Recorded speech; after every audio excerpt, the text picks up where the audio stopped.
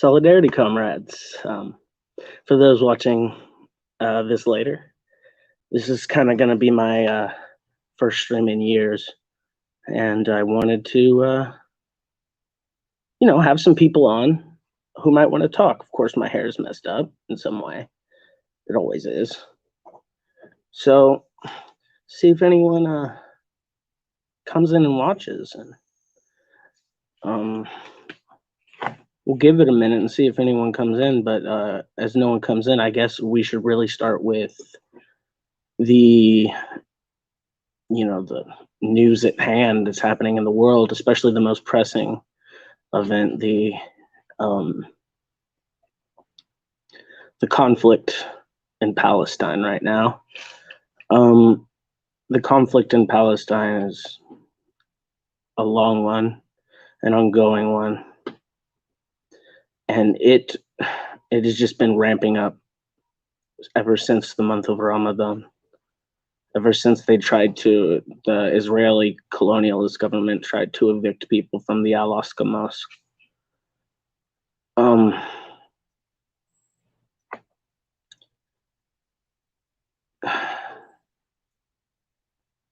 It's really sad. I'm Jewish, and I hate seeing Zionism. Zionism is so against everything that I have learned about my faith and Judaism. Hello, Italian communist. Hey, comrade, how are you? How are things over in Roma?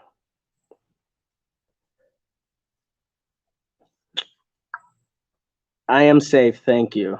Likewise to you. Italian communist is a based comrade, everyone. A really good communist from Italy. Good friend of mine. But yeah, and it's really like, as someone who is a Jewish convert, I really, Zionism makes me angry beyond belief, because it's literally against any rabbi worth their salt would tell you that Zionism goes against the teachings, and the justification the Zionists will use, the justifications that Zionists will use to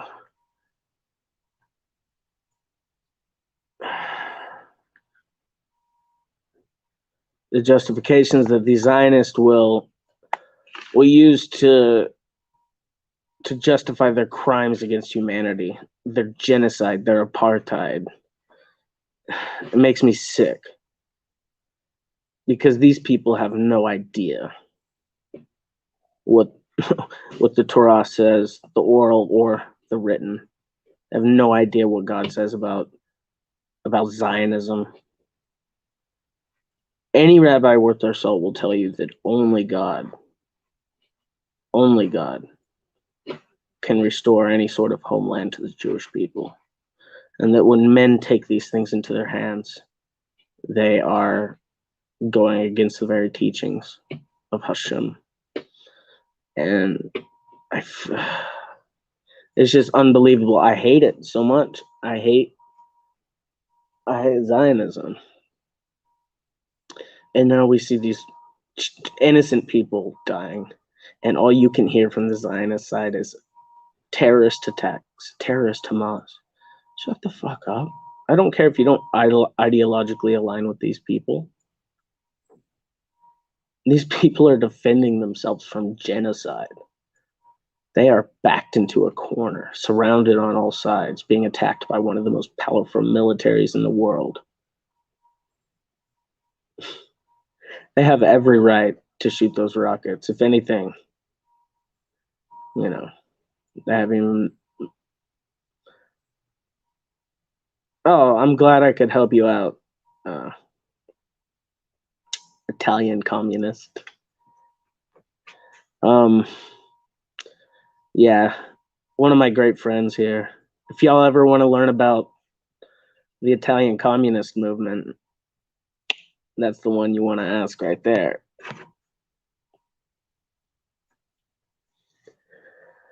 So if anyone has any questions or wants to talk about a topic, I'm just voicing my frustrations. I'm really going to have a serious talk about Zionism this Saturday with Eric Unger from the Red Lettuce podcast and B-Level from Ewoks on Ewoks Unhinged. And we're going to be talking about Zionism this Saturday at starting at 2 p.m. Eastern Standard Time, 1 p.m. 1 p.m. Central Standard.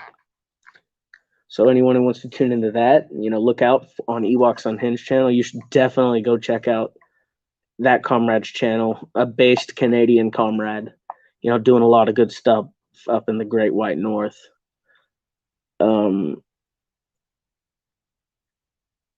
Also, the Red Lettuce podcast, my goodness, do they have amazing interviews with great people. They have so much good stuff on there. I was on their show, of course, but you should really check it out. It's great stuff. I think there should really be solidarity amongst the principled left online, the type of people that are concerned with fighting for justice and coming to the conclusion of truth and helping spread socialist education. These are the type of people that I would like to see succeed and for all of us to unite despite our ideological differences. Jason Unruh from Maoist Rebel News shouted me out, knowing full well that we disagree, but out of solidarity to someone who is equally trying to build a better future for the masses and introduce socialist education. He shows his solidarity. He's friends with anarchists. I'm friends with anarchists. I used to be very angry at anarchists, just instead of actually looking at, what anarchists offline are doing, what anarchists in the streets are doing. And what I find about anarchists in the streets is that they're out there trying to provide a better world for the most oppressed people as well. I know some comrades.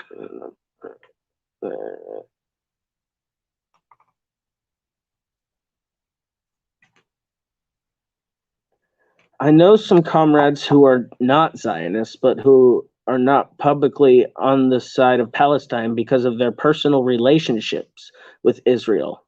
Also in our party. Oh, I recognize your name. You are from the FPO. You're KPO. I'm sorry. FPO is a different thing. KPO. Hello, comrade. I recognize you from the comments. How are you? Hello, I recognize you. But yeah, a lot of Jewish people especially have to be very careful when it comes to speaking about Zionism, because it can get them ostracized from their communities. It can get them violently attacked. It can prevent them from actually even being in Israel to do revolutionary work to help overthrow the Israeli state. They have to be very careful about that sort of thing. Thank you so much.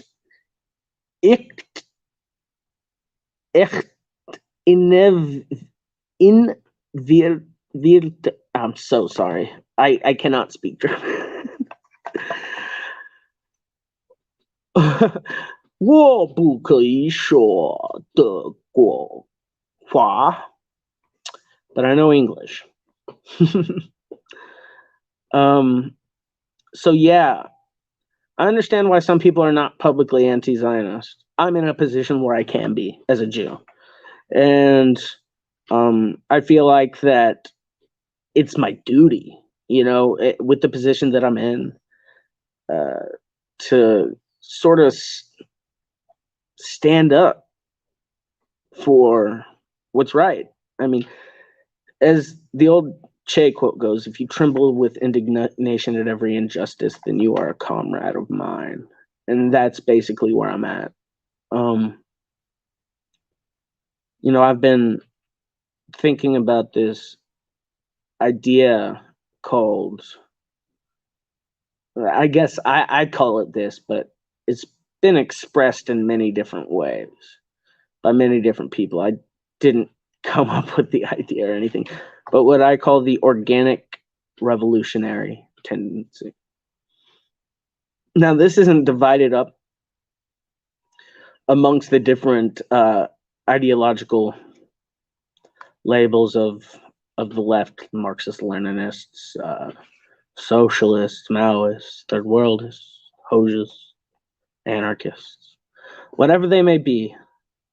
I feel there's a tendency within at least all of these people. There's a tendency within them, some more than others. This tendency I like to call the organic revolutionary tendency. Now, these are the people that have their ear on the beating heart of the masses.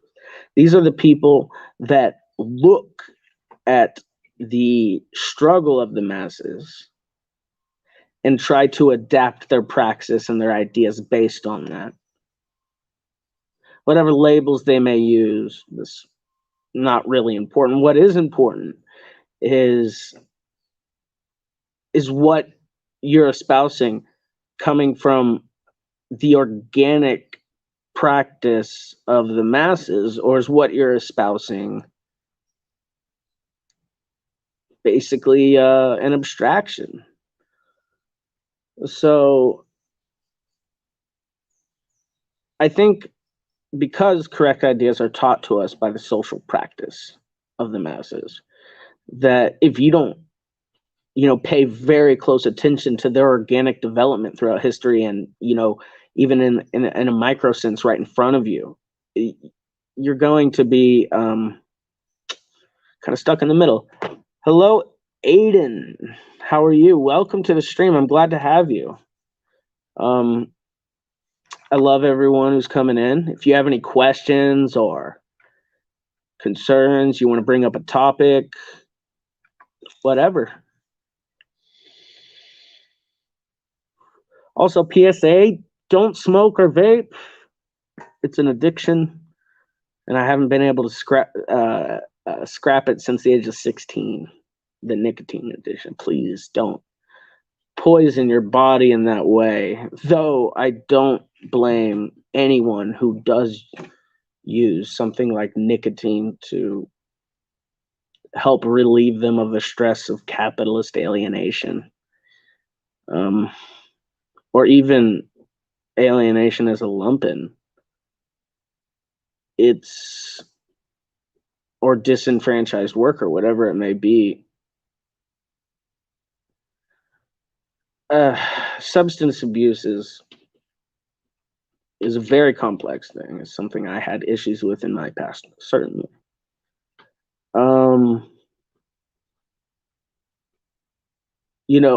I don't believe that we should encourage people to use it. I don't believe it should be, outwardly legal. I do believe it shouldn't be a crime, though. I believe if someone is trafficking drugs, and I'm not talking about lumping drug dealers, I'm talking about, like the people who distribute the drugs to the community. Of course, we bust those people. But when we find an addict, we should understand that they're humans, and we should get them help, not punish them, but rehabilitate them. Not the ideal thing to do. In China, actually, of course they arrest drug dealers. You see, especially if they're foreign drug dealers bringing stuff across the border, you'll see they'll execute those people. But whenever a Chinese citizen is found and they're just a user, I'm just a user, or they're just users, then they will rehabilitate them, not send them to prison. That's not an ideal thing. No, he is Austrian. Austrian. A member of the KPO, the Communist Party of Austria. Are you German? Oh, I should put these comments up. I feel like I concentrate better when I smoke reading. Yeah, I don't consider marijuana use. I consider that, to be something that any responsible adult should be allowed to use as long as it's not, destroying your life. But when it comes to hard drugs, that's where I can draw the line. Sorry for catching up on the stream. I'm doing good, comrade. What do I think about LGBT? Well, I am an LGBTQ plus person, so that liberation goes hand in hand with the liberation of all. Either we liberate everyone or we liberate no one. Italian Communist says, we have a good relationship with the youth wing of the KPO. Yeah, Partito Comunista, the Italian Communist Party is what he's a part of. I'm a weed addict. Am Austrian. Hello to our Austrian comrade, solidarity. But yeah, back to this. Yeah, I'm an LGBTQ person. Look at my shirt. I am non-binary trans, though I use she, her pronouns. I am bisexual. And I believe that any substrata of the working class,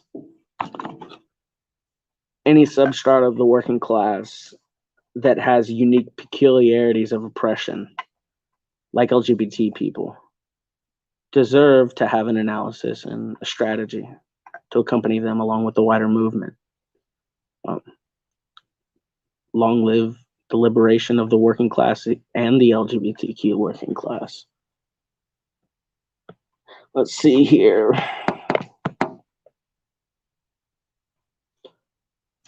Oh, who are you with now?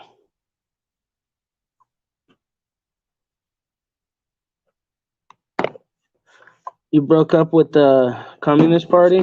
Old, what's his name? The leader over there? I forget his name. So what organization are you with now? I see. Some coffee, by the way. I have a coffee addiction. Hello, papi chulo. Buenos días. ¿Cómo estás, camarada? Compañero. Oh.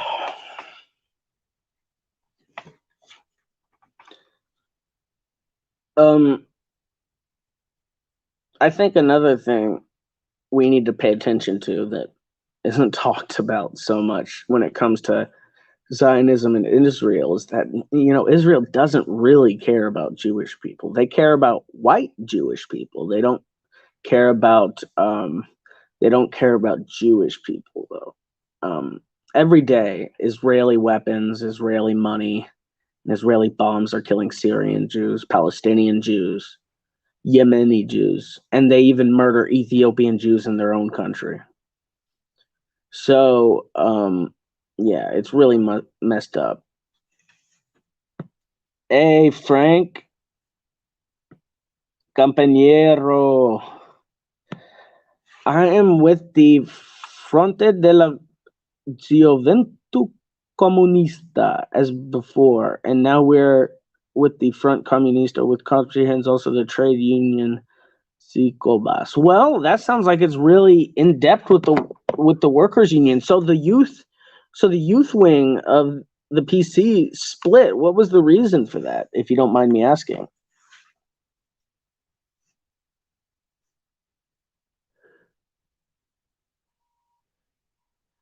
In which, oh, You're asking what party our German friend is. Why did I leave the PCUSA? Why did I leave the PCUSA? I left the PCUSA for a number of reasons. Some of them are personal, but others are very public at this point. If you've seen Danky Kang and what he has had to say about what's happening, there's a commandist tendency, a lack of democracy within the democratic centralism, micromanaging, trying to seize personal property, dogmatism, inaction, inability to complete things. Number of reasons. Now, don't get me wrong. I love many of the comrades within the PCUSA, but they're ultimately the straw that broke the camel's CPUSA 2036. That's right, CPUSA 2036. Ultimately, it was a leader in particular who did not take correct actions when dealing with abusive comrades. And that was really the straw that broke the camel's back.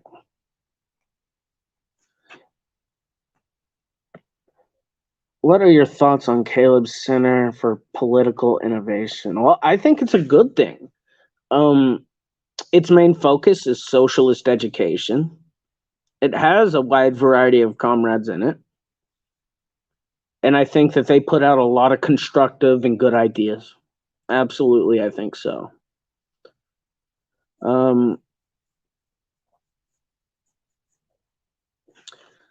I think that me, as someone who claims, this Marxist-Leninist center, no to right deviationism, no to ultra-leftism, I think that a lot of what Caleb says is correct and a lot of good stuff. You're out of touch. That's okay if you're out of touch. Just keep talking with people and keep reading. Keep watching cool videos. You'll learn. You'll learn about stuff. The DKP is really good. They have, you should really check out a lot of their work and maybe look into your local DKP branch, and they could help you out a lot.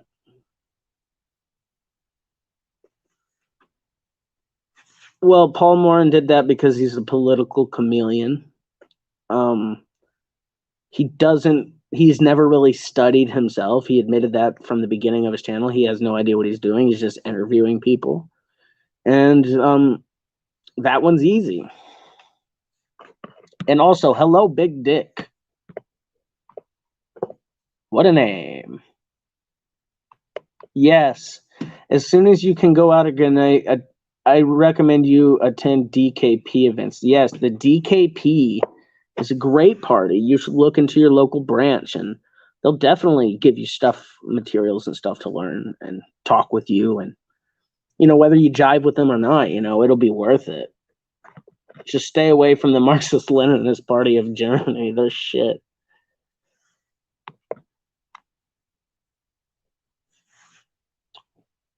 But yeah, really appreciate the work of comrades across the world. Our duty as internationalists is to be in touch with these things.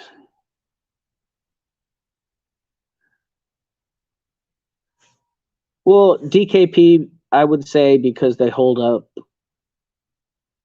a fluid understanding of Marxism, Leninism, and their analysis on the German material conditions seem to be correct, in my opinion. Also, they're a part of the International Meeting of Communist and Workers' Party, which my party, the CPUSA, is a part of it. So I tend to trend towards those parties that are a part of that. Yes, I am religious. I am Jewish. Baruch Hashem. Yes. I was starting off earlier saying how much I hated Zionism and how it goes against everything I've ever learned about Judaism. And, it's saddening to me and evident that Israel doesn't care about Jews and just wants to commit genocide.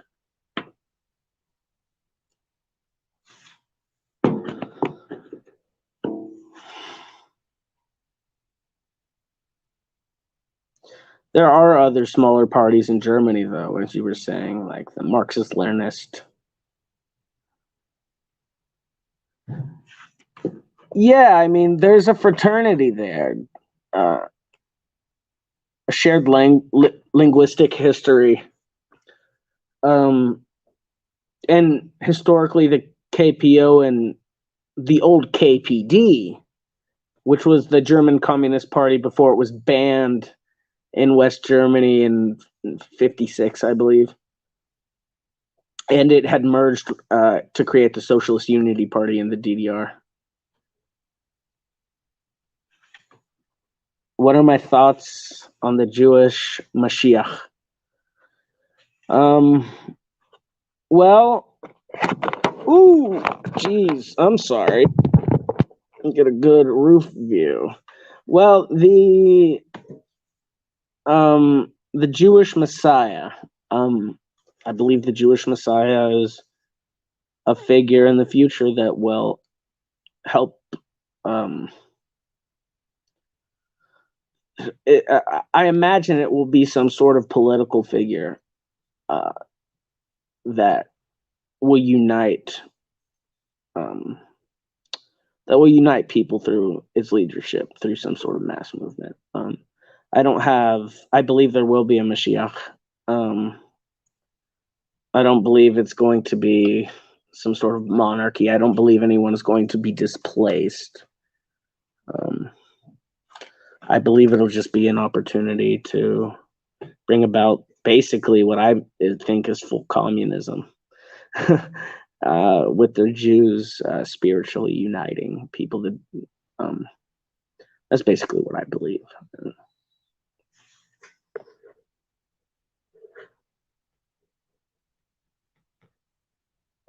The DKP has been in existence since 1968, despite the fact that the federal German state was established, even after the end of GDR. Yes, in the 50s, the old KPD had been dissolved by the West German federal government. And of course, you say in 68, which was, if anyone knows anything about history, was a huge upheaval within Europe amongst the working class against the Vietnam War, imperialism, colonialism, and for socialism. And under those conditions, the DKP was founded as sort of a reconstitution of the old Communist Party, holding that line. Hello, Jawad Said. Welcome. Yeah, so the DKP is essentially carrying on the tradition of the Communist International, Marxism, Leninism, and sort of is the main party involved with the international communist movement.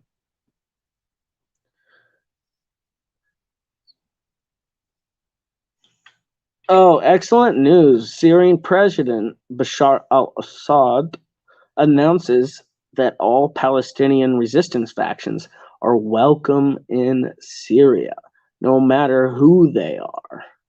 That's fantastic news. The world, the anti-imperialist world is beginning to stand up against Israel's horrific crimes. And we all know that a part of Syria is occupied by the IDF right now, by Israel, the Golan Heights, which is Syrian land. So I think it's in the vested interest of every anti-imperialist nation to aid these forces that are fighting against the apartheid.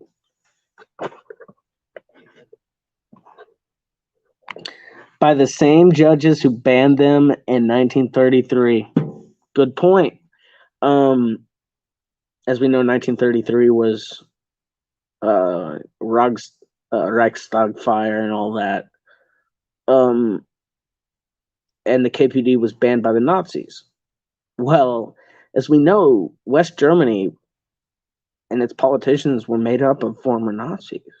And these judges, like the comrade says here, were the same judges that banned the KPD before. Sick. It's sick.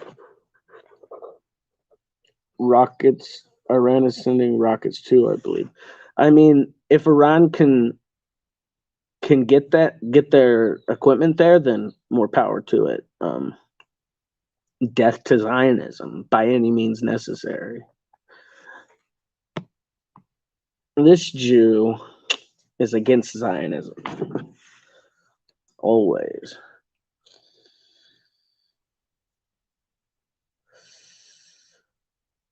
So yeah. I mean, there's literally only one solution to what's happening in Palestine is the dismantling of the apartheid state. The airsoft guy. I just love guns. I love guns too.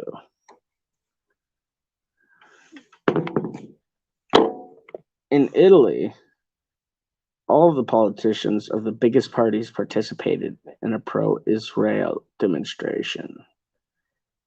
Yes, it is disgusting. Pandering to the imperialist narrative to protect their interests. It's truly disgusting. And I really think anyone who supports Zionism is a piece of shit, straight up. The airsoft guy says, I love guns. Well, your name indicates that you do like some sort of guns. But we are communists. We love guns too.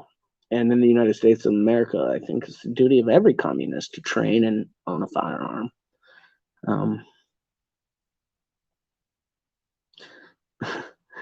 Talking about the AR-15, Springfield 1911, 45 ACP. Oh, that's a chud gun. I don't like the Springfield. I prefer Glock or SIG. But speaking of which, Glock is Austrian.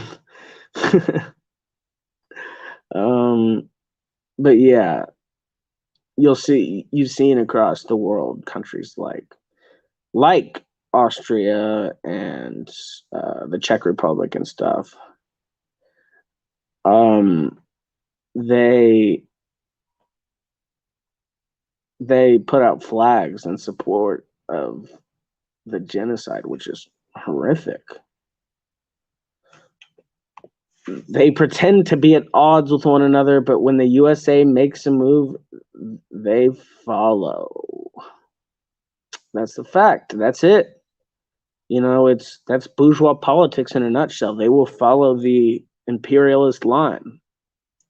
They can play all the lip service they want, but in the end, they are attached to the interests of the state, which are the interests of the bourgeoisie. AK is the people's rifle. Yes, it was extremely cheap to produce. It had an open license to where they shared the technology with many countries, so all the countries made their own versions. They were great rifles for their time. Oh, I'm sorry. I was going to have a conversation with you, Comrade Net. I'm really sorry. Hopefully we can have a conversation soon. Everyone, Comrade Net is a great comrade. You should really subscribe to his channel. He is a part of the Bundist movement, which I believe is a demarchist group. You named after the Bundist movement of Jewish people in Central and Eastern Europe during the turn of the century, and the Jewish socialists. It's very interesting, and you should also check out Dr. Abraham Weisfeld on YouTube. He's a very smart man, part of the Bundist movement. Great people. Yes, we are Demarchists. I still have to really learn about Demarchy before I can say anything about it. You know, I saw Jason's documentary. This documentary will not be monetized, and it was very interesting. And I still am sort of trying to get a grasp on it, but I have, you know, a good idea, and it's fascinating. It really is. It's a very interesting development that I think everyone should look into. And also, yes, our chairman, yes, Dr. Abraham Weisfeld is a chairman of the Bundist movement. Glock wanted to sell pistols to the U.S. Army, which would forbid our neutrality, so they sell them to the police. Yeah, it's true. Cops all over this country use Glocks. Were you raised Jewish or converted? I am a convert. I'm a convert. I was raised in an Irish Catholic home.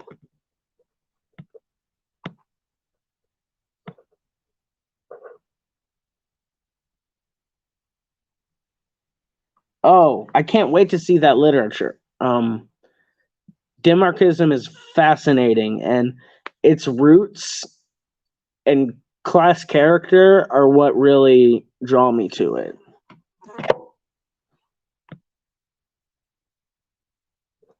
Yesterday, I was doing a bit of research on Elio Berrettini, and I swear that guy was a hardcore internationalist.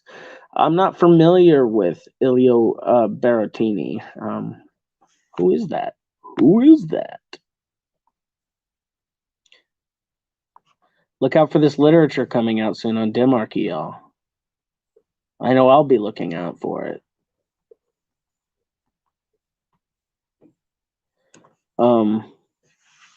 Yeah, if y'all haven't even heard of Demarchism, go check out Jason Unruh over at Maoist Rebel News. He has a documentary. If you type this in, you'll find it. It's called "This Documentary Will Not Be Monetized," and it's a very interesting and made with several comrades that we all know. Greetings, Ramiro. Yeah, and everyone should go definitely check out that documentary on Demarchism. It's really cool. And speaking of documentaries, Comrade Ramiro Funes here, Funes or Funes, probably Funes. Sorry, created a documentary called Nicaragua Against Empire. And if you search up his name right here, the name right here, find his channel and you'll see it. And it is so good.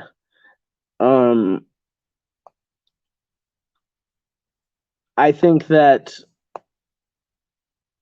what he does is he goes directly into the root of what's happening in Nicaragua, the Sandinistan revolution. He talks to revolutionaries from the Sandinista National Liberation Front, talks to workers, campesinos, and these communities, these revolutionary communities called ACTs, which is like an alliance of peasants and workers where they come together. It's really amazing. It's a really amazing film. And there's nothing else out there like it about 21st century, the 21st century Nicaraguan experience. And everyone should go watch it. Go check out Ramiro's YouTube. And the documentary is called Nicaragua Against Empire. Very good. Are you pro USSR or pro USSA or pro decolonization? I am for the national liberation of all colonized people. Yes, as Cosmic Bread says, Ramiro's documentary is amazing. Regardless of your tendency, it's just such an insightful and firsthand look into the thoughts and experiences of the masses of Nicaragua. You know, it's a small section, but these are the people at the front line of socialist construction. And it's really just an amazing documentary that I think, honestly, I was pushing it at our reading club for the in Texas, the Communist Party. We have a reading club, and we were doing Origin of the Family last night, and at the end, I was like, y'all, the next class is on liberation theology. You should really check out this documentary about, where liberation theology was very influential in the revolution, and it's. I think more people should see it. It's really good.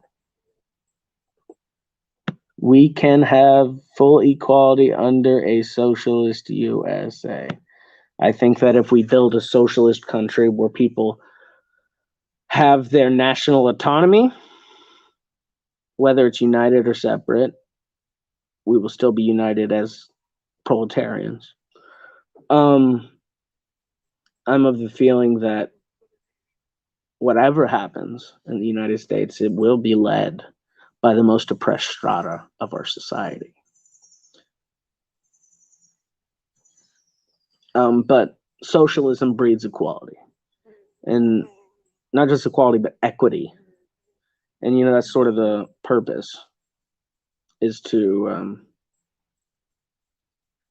build a fair, better, safer world for everyone. That's the goal. I mean, when you're a communist, you ask yourself, well, why are you a communist? Not what is your goal, not what is your ideology. Why are you a communist? Why are you a demarchist? Why are you an anarchist? Why are you a socialist? Why are you a trade unionist? Why are you these things? And I think that the answer should be, well, I do this because I want to help build a better world for those who have been under the boot of this oppressive system for so long. Comrade Ned says, a world proletarian movement to connect all socialist movements is a correct answer to a lot of things. I think this is an important thing to understand, is that it's our duty as internationalists. We have to unite on an international level and show solidarity to proletarian elements everywhere, even if they don't follow your specific brand of communism or socialism or leftism. Do you think it's possible to go back? Isn't the only way forward? Do I think it's possible to go back? No. I think that with population and production, it's not something that, I think that there can be setbacks and revolutionary or reactionary tendencies. And yeah, I think that, now that I'm saying, now that I'm thinking about it, yeah, I think it is possible to go back, but not in the way that we came through it. It'll be a different road on the way back, As Rosa Luxemburg wrote, socialism or barbarism. Do we want to return to a primitive stage of production, or do we want to advance? I think it is possible to go backwards, but our goal as communists is historical progress, and to go to our ultimate goal, the end of history, so to say.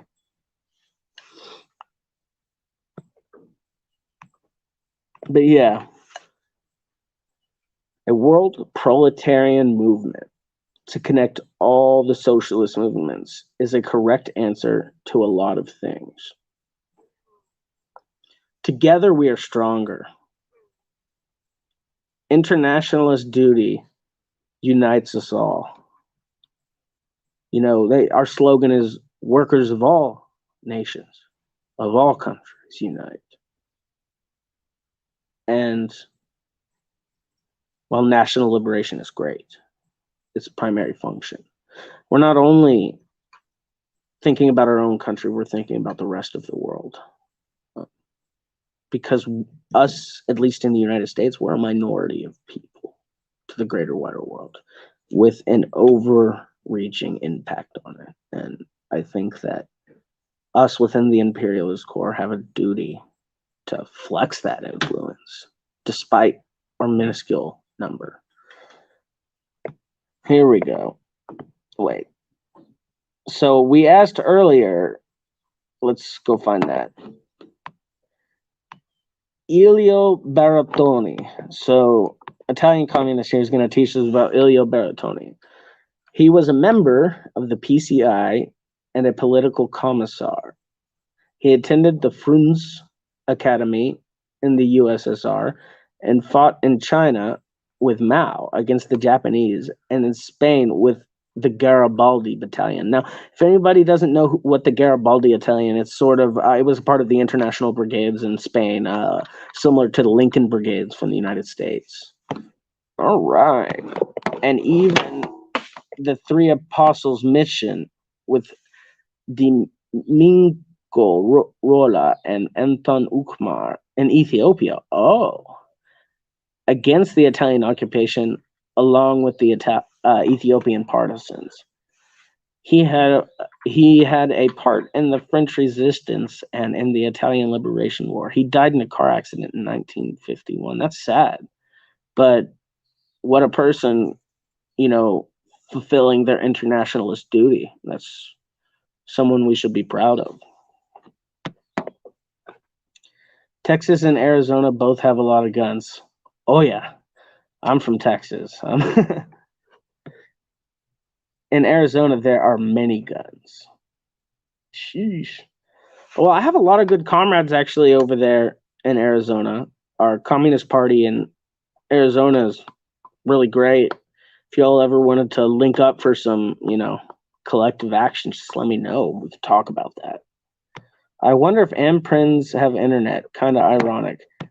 Anarcho-primitivism is not real. It exists only as an abstraction in the minds of others. Its fundamental basis is one of the rejection of historical progress. It's worthless. Do you think socialism in the North American continent will have the checks and balances and three branches of government system still? I don't think so. I think that it will be a very different system. A whole new system, one that we've never seen before, built by the proletarian masses. I don't think that it will keep the remnants of something that we want to replace. I think that there are many ways to organize a society, but I think the one at the bottom of my list has to be the way the United States organizes its society. No, I think that there's going to be a better way, and it's going to be built organically by the people. True. Anarchism is communist, syndicalist, or collectivist. The others are just strange offshoots. Yeah, totally. Anarchism, really, the people that aren't very online anarchists, rad libs posing as anarchists mostly, the people who are out there in the streets, the syndicalists and the trade unions, the anarcho-communists, and collectivists and stuff, these people, and, the black bloc in general, anti-fascist tactics, this stuff is great. This is great stuff. And I think what's very cool about anarchists that I can't say a lot about a lot of my own comrades, they are much more in touch with their communities and the people around them because of their direct action work. And I think we have a lot to learn from these types of people. I really do. But yeah, we've been here.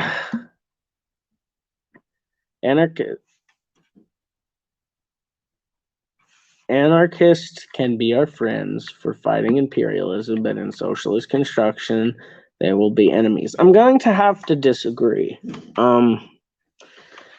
I think you should go check out the content creator, The Obnoxious Anarchist. There are many anarchists who understand what the state is, who understand the need for a socialist state, who understand imperialism, who stand on the correct side of history. Look at The Obnoxious Anarchist. He rejects all imperialist lies about states, about anti-imperialist states. He supports movements amongst the left that are non-anarchistic and Marxist-Leninist even, and Maoist. There are people and anarchists. Anarchism is greater than revisionism. I don't even. If you're talking about revisionism and you're not talking about Edward Bernstein, then I just don't want to talk to you. Because revisionism outside of Edward Bernstein is really meaningless. It's just a way for fucking ideological purists to say that they're the most right. It's very silly. You know, anyone who makes anti-revisionism their main, identifying point is just someone trying to look for ideological purity in a very, very unpure world.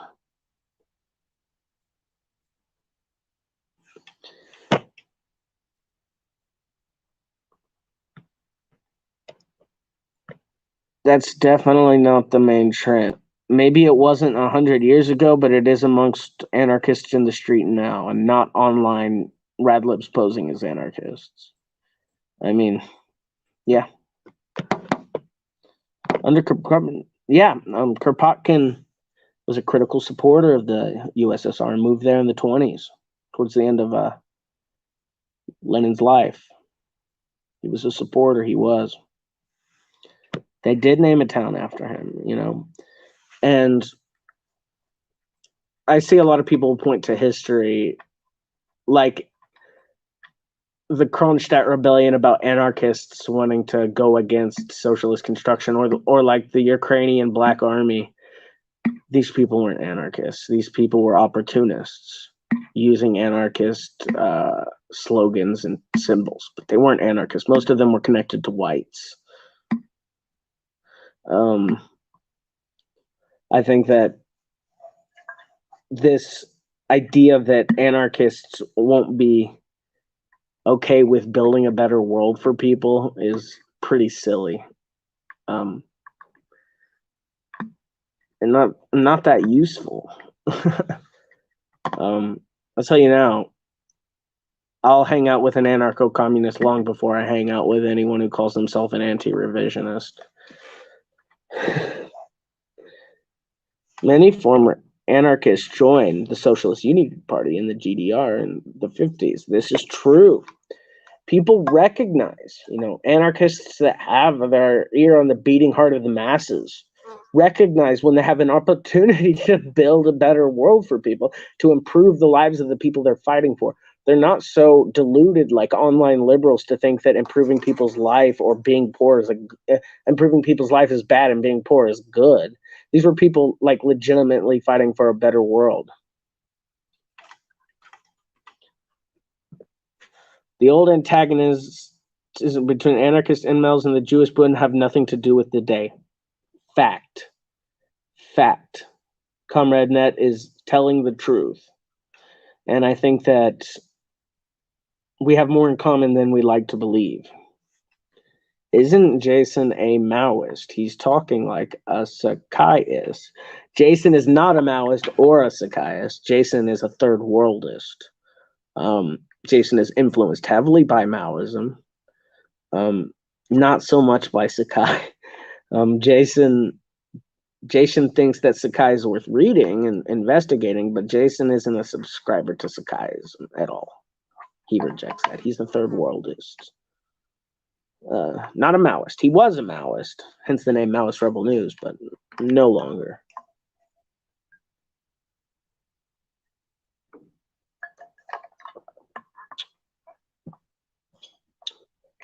But yeah, I think that a lot of these groups have things to offer each other. And I think that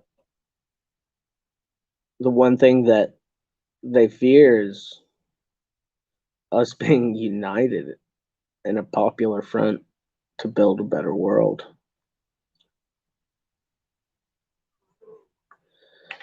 Dylan H. Hey, glad to see you're still around. I like a lot of your videos on theory. Well, thank you, Dylan. That's very sweet. How can we get Jason on our side on China? Right now, I don't think getting Jason to agree with me about China is very useful. Jason isn't the type of person who, while he doesn't like China, he's not the type of person to spread imperialist lies about China. He's actually combated imperialist lies about modern China. I think that when it comes to China, as long as the person is against Western intervention, then it's fine. If they're against the imperialist line, then it's fine. If they're against the imperialist lines, that's fine. They don't have to agree with. Oh, I have had enough with white Western leftists praising the Cultural Revolution. Yeah. I've talked about that a little bit on my channel and in interviews about how I feel about the Cultural Revolution, and I think we can learn from it, both positive and negative. But there's a trend amongst the Western Maoists, a tendency to fetishize the Cultural Revolution, and I think that's problematic. I mean, we have to look at things dialectically. After all, imperialism is the primary contradiction. That's right. We must, imperialism, as Lenin said, is the highest stage of capitalism. We must combat this highest stage. Once all these nations that are victims of imperialism, once that boot is off of their throats, they're going to be able to rise like tigers, like a phoenix out of the ashes, and build a better world. Look at the countries that did shake off that. The socialist countries today, China. Even if you don't think it's socialist, you cannot ignore how it has risen from the ashes once it had freed himself from the Western imperialist and colonialist crutches. How do you think a talk between Hoja and Bordiga would go? Borgia, I don't know how to say his fucking name. I think they would have hated each other. Imperialism is killing the environment. Absolutely. The irrationality of capitalist production, the irrationality of capitalist extraction of resources on a global scale at its highest stage under imperialism is destroying this planet. And it's either we shut this down and end it, or, well, we won't have a world to win. Now we have a world to win, but we have to win it before it's too late. That's why it's so important for us not to be bickering about politics from 100 years ago and small ideological differences when we literally are being faced with the end of the world. I hear Lula da Silva is going to win against Bolsonaro. So if anyone who doesn't know, Lula da Silva is a social democrat with anti-imperialist tendencies from Brazil that was the former president, and him and his party, have been subject to Western meddling and sanctions and lies, and they even had a soft coup against Dilma a while back. But Lula just got cleared of charges, and he got approved to run in the election by the Electoral Commission. And as soon as that happened, the polls went from Bolsonaro leading to Bolsonaro down by a bunch. Like, if there was an election tomorrow, Lula would win in a landslide, definitely. And I support Lula, critically, of course.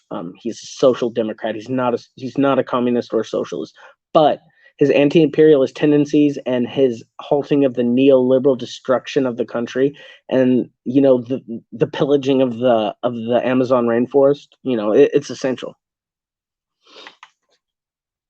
So Lula libre, Lula libre.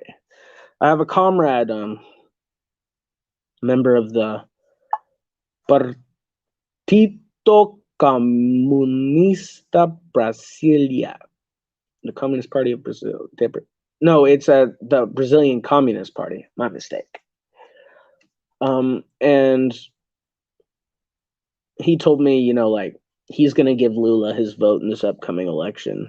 And of course, vote for his party on the local level. But all the Brazilian working class and want to see right now is just Bolsonaro out of office. He has completely raped the country in his short time there.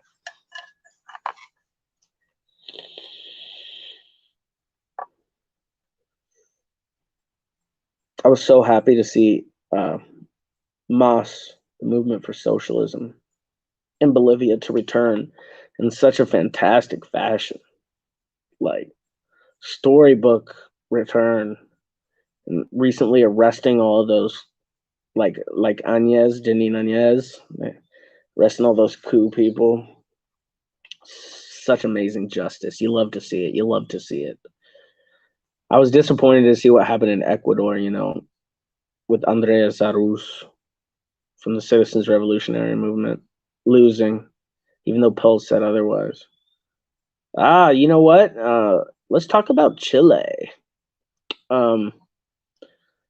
Chile just had their election for the Constitutional Convention, which was caused by an uprising in 2018 against, the neoliberal government of Chile, Vamos and Peña.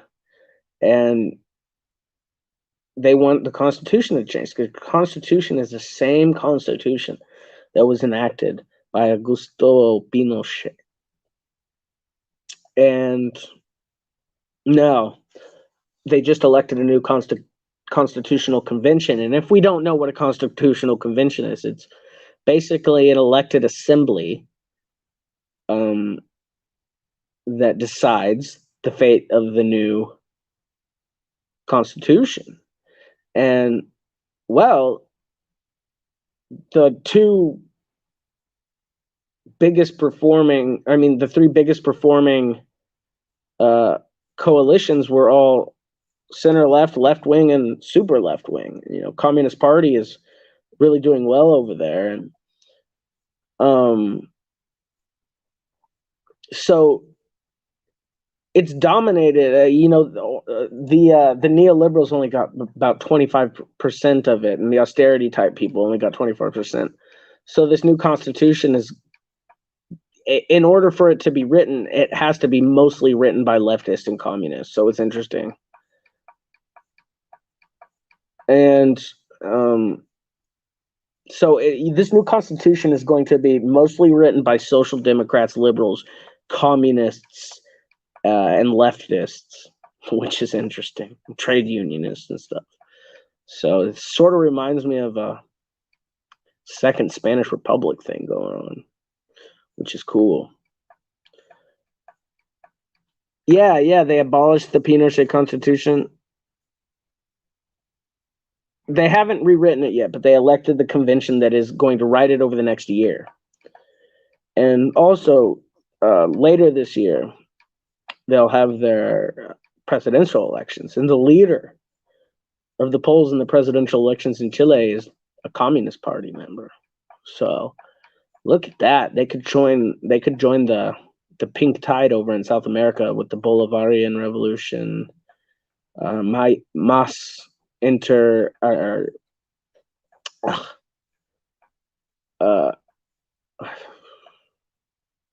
Brain fart. But anyway, and Cuba, the Latin American left trend, which is exciting to see. Also Pedro Castillo in Peru. Definitely hope he wins. I know a lot of people will be like, well, he's socially conservative. Right now, I think that the Peruvian people need to end the neoliberal rape of their country and need to bring dignity back to the people. And I think that the best candidate at the moment to do that is Pedro Castillo. So, I'm getting from all my comrades from Peru who are communists, they are telling me universally support Castillo, international solidarity with Pedro Castillo. So that's where I stand. I tend to listen to the opinions of my fellow comrades from those places when it comes to this stuff.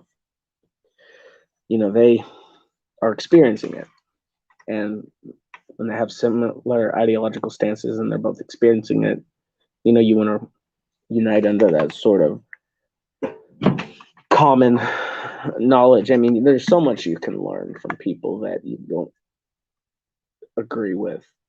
If someone comes to you in good faith, then it's fine.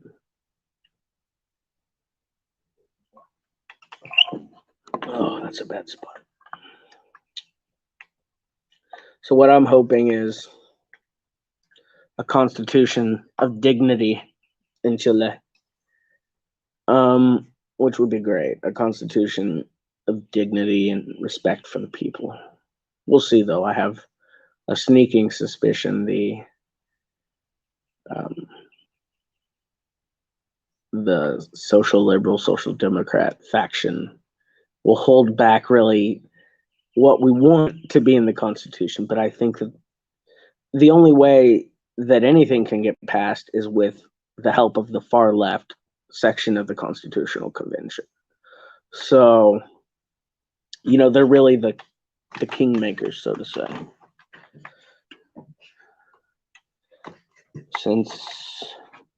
Since I am Jewish, what are my thoughts on Jesus, Muhammad, blessed be his name, and Buddha?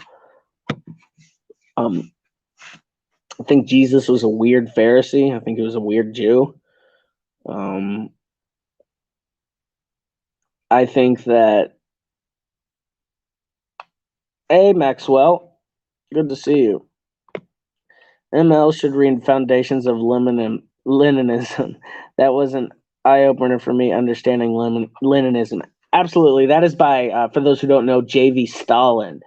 Foundations of Leninism. It's sort of like almost like a summation of the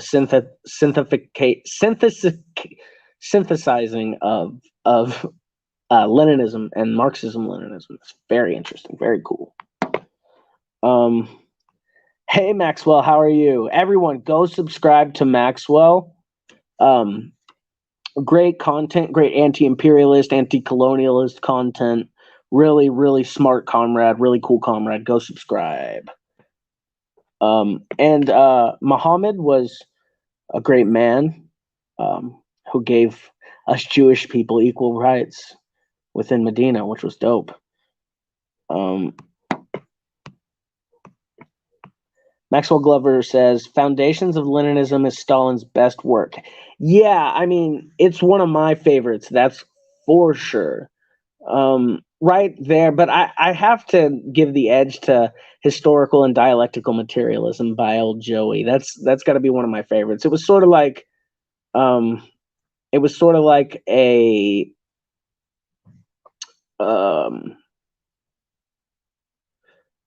for me, it was like it helped a light switch go off on my head with dialectics. And in another book, Anti-Düring by Friedrich Engels, that book there, like, I had heard about dialectics, I had an idea about what they were, but I didn't know how to apply them. And then I read Anti-Düring and I was like, oh, this makes a lot of sense. Anyone else looking into dialectics, you should read, of course you should read Capital, but I think that some great supplemental texts are Historical and Dialectical Materialism, Anti-Düring, On Practice, On Contradiction. These, I believe, are good supplementals to learning about dialectics, and I think all essential contributions.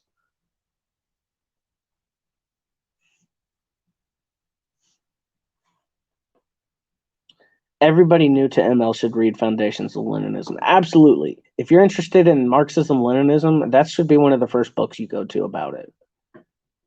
Next to The State and Revolution, and next to Lenin himself, Marxist dialectics was confusing. Mao, Stalin, and Trotsky all did better on the subject of dialectics. I agree. Marx's language are very confusing. I think that a good way to prep yourself for Capital is to read the political and economic manuscripts by Marx. That sort of gives you an idea of his language and like what he's talking about. But it's an obtuse work. It really is. It's not an easy work to read. And I think that looking at Stalin and Mao and these people who were actually doing revolution, unlike Marx, they had a much firmer grasp on its practical application and what that means. Dialectics of Nature by Engels. Great one as well.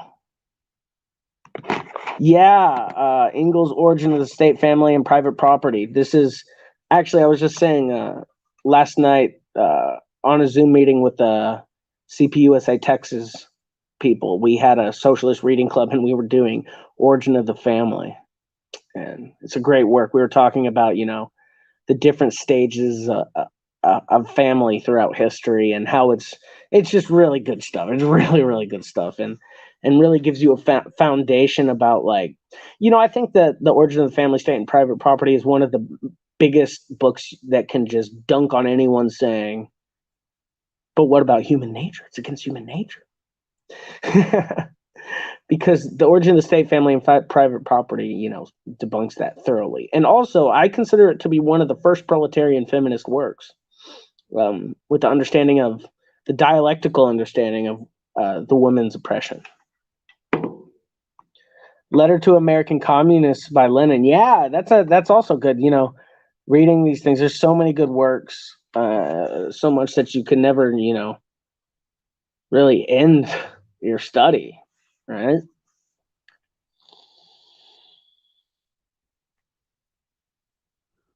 And I think that's what I encourage to everyone, regardless of their ideologies. Investigate it. If you really want to know about something and you really want to decide whether you're about that or not, just investigate it, read it.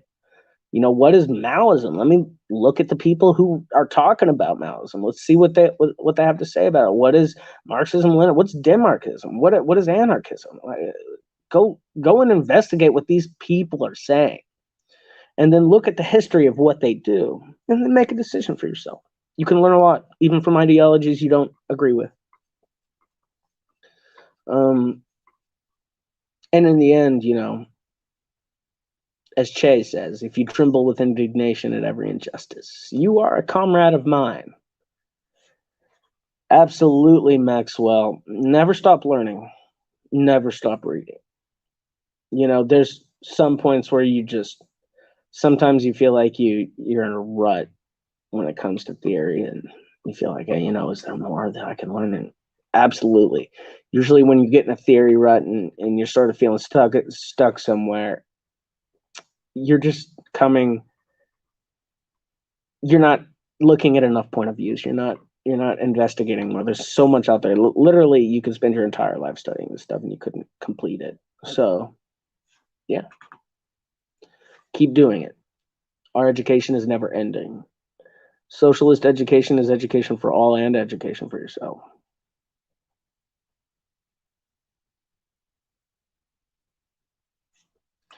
Dylan H. says, my favorite works from Mao are Combat Liberalism, On Practice, and Oppose Book Worship. They're all very practical, and we can apply the lessons. Yes, absolutely. Here.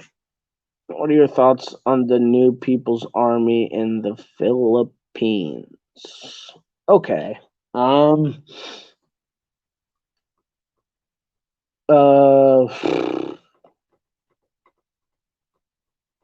I sympathize with their cause. I really do. And if they win, then I'm happy, But I don't agree with their tactics. I don't agree with their ideological line. I think they're a force for good. I do. Critical support. Critical support.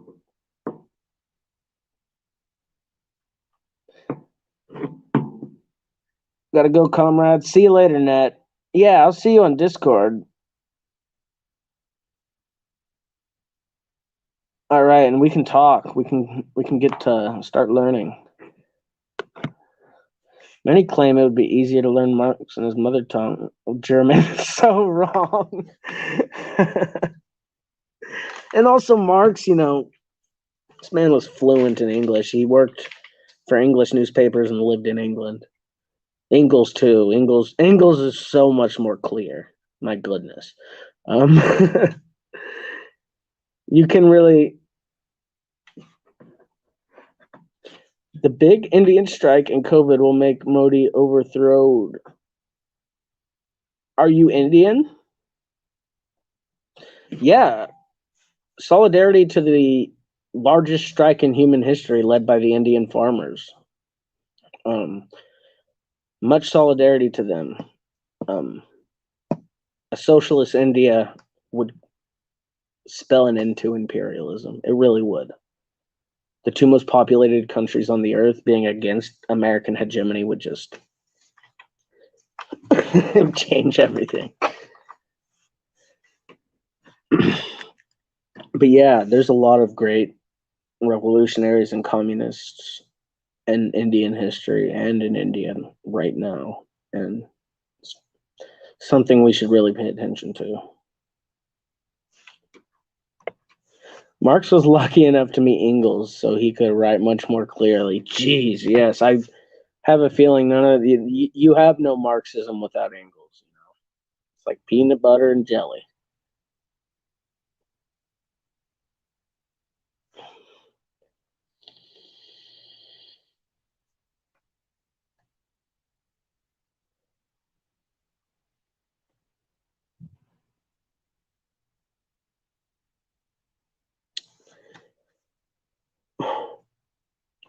I think that the country that's closest to socialist revolution out of any others would definitely be India, I would say.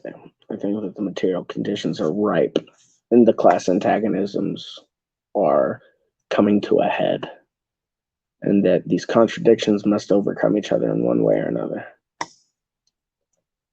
Hopefully, it's the trend towards socialist revolution. Just imagine if India was a socialist country, how that would be amazing. I therefore recommend Engels' later work for beginners. Absolutely. Stuff like Principles of Communism and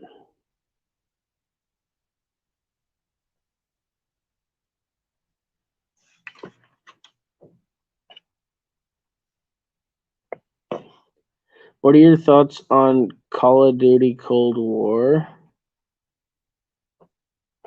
I haven't played it. Um, typical, it's like an 80s American movie from what I can gather. 80s, action movie against the Soviets, Nothing new. Same old, same old. It's a fun game when playing as communist lol, but the story mode sucks. Yeah, I imagine it's virulently anti-communist, but I think that video games are cool. I think that if you play them in your free time, that's dope.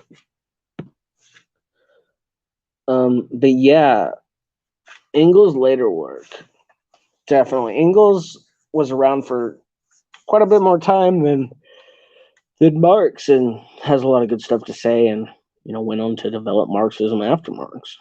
I think a lot of people miss that. Oops. I'm sorry.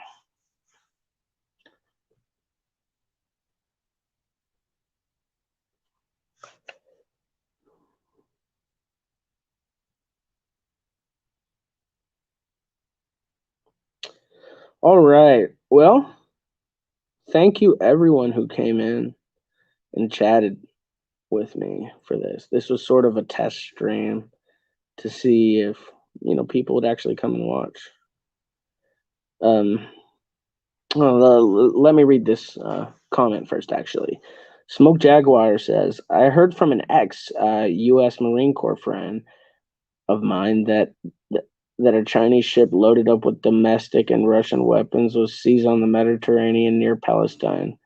Haven't investigated any further yet, though. Wow. I don't know about that. That's interesting. Y'all keep up with that. He's a good broader philosophy topics too. Ingalls on morality lays out the means to be moral and a communist. Absolutely. Yeah, Ingalls is, we don't mention him in our labels and stuff, but any communist worth their salt has to get into Ingalls. But yeah, it's supposedly the largest in U.S. history or something. Wow. Well, we're gonna have to keep an eye on that news. Could change a lot of things. But for now, I'm going to end the stream. This was, my first stream in a long, long time, and I wanted to see if people were gonna come on and talk, and y'all did. And we'll do more focused streams in the future. But this sort of stuff where we're just chilling and talking, I really love this. So thank you everyone who came in here, and I love chatting with y'all. Thank you so much, solidarity comrades, and have a good evening.